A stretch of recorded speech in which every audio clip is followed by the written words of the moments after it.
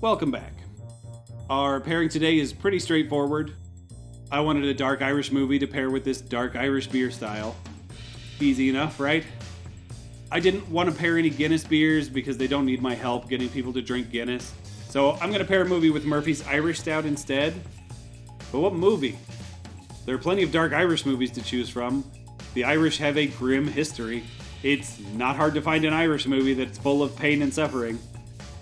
But I didn't want the movie to be too much of a drag.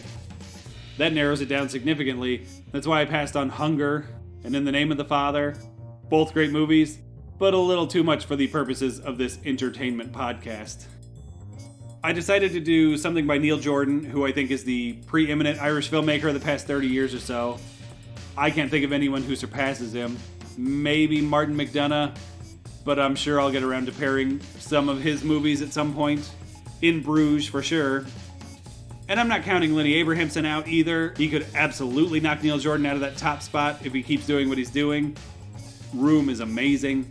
And Frank is, unique. But as far as Neil Jordan goes, he's got a few really great movies to choose from. He first gained worldwide attention with The Crying Game, a great movie that is seemingly only remembered for its sleepaway camp-esque twist ending.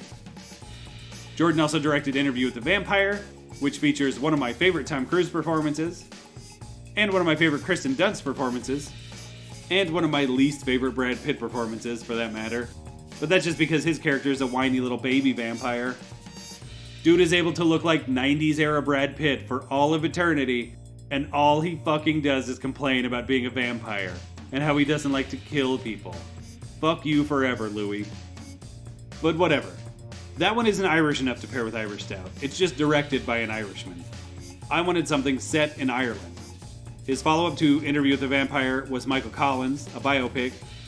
And after that, he made the movie we're going to be focusing on, the 1997 film The Butcher Boy. This is definitely one of Neil Jordan's lesser-remembered movies. At least as far as I can tell. I don't know, maybe there's a Butcher Boy fan club out there somewhere, but I've not heard of one. But I figured, if I'm doing a lesser-known Irish Stout, I might as well do a lesser-known movie too. I remember watching this movie when I was 17 or so, and I loved it. I thought it was quite funny, for being as dark as it is. It's a bleak movie to be sure, but it has a streak of black comedy throughout that really resonated with me. I like it when movies aren't afraid to laugh into the void, I appreciate that. So, when I was thinking about pairing it for this episode, I watched the trailer for The Butcher Boy to see if it looked as good as I remembered. And much to my surprise, the movie was promoted as a dark comedy. I mean, that is the way to market it, to be sure, but I watched a lot of dark movies as a teenager that I thought were funny, only to find out later on that they weren't trying to be funny. I was just laughing at horrible situations because I was a monster as a teenager, like most teenagers are. So it was nice to see that I was supposed to be laughing along with this one. I wasn't just being callous, like when I thought Blue Velvet was hilarious. For real, Frank Booth was a laugh riot to 17-year-old me. He'll fuck anything that moves. What 17-year-old doesn't relate to that in some way?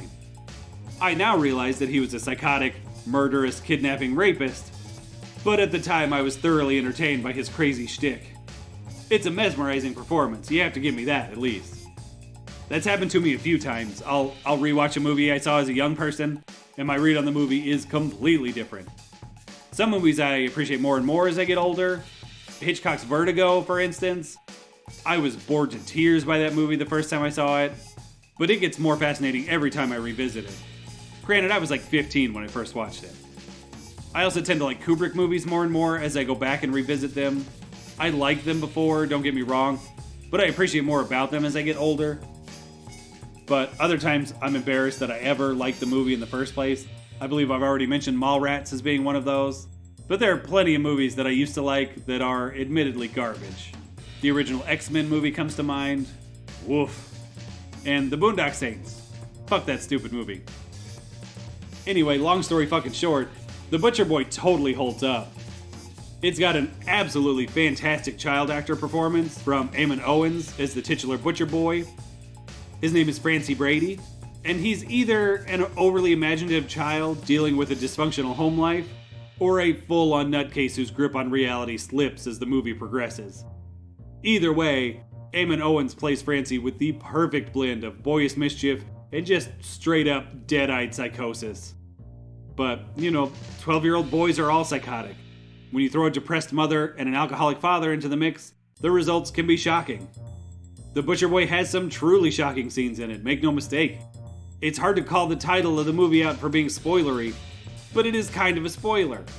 Francie loses his innocence pretty thoroughly throughout the course of the movie. But you never stop feeling a connection with him, even at his worst. You want him to work it out. You want him to recognize that he's done some evil shit, and you want him to get better. You never stop rooting for him.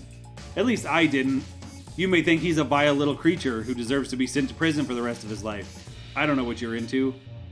But regardless of what you think of Francie, I think you'll enjoy the movie. Especially if you drink a couple of Murphys while you watch it. Murphy's Irish Stout has been brewed since 1856, but it didn't come to America until 1979. It is a tad sweeter than Guinness, with a rich roastiness that some compare to chocolate milk. Outside of Cork, where it's brewed, this is just not a big mover. But it's very solid beer that I think you'll enjoy.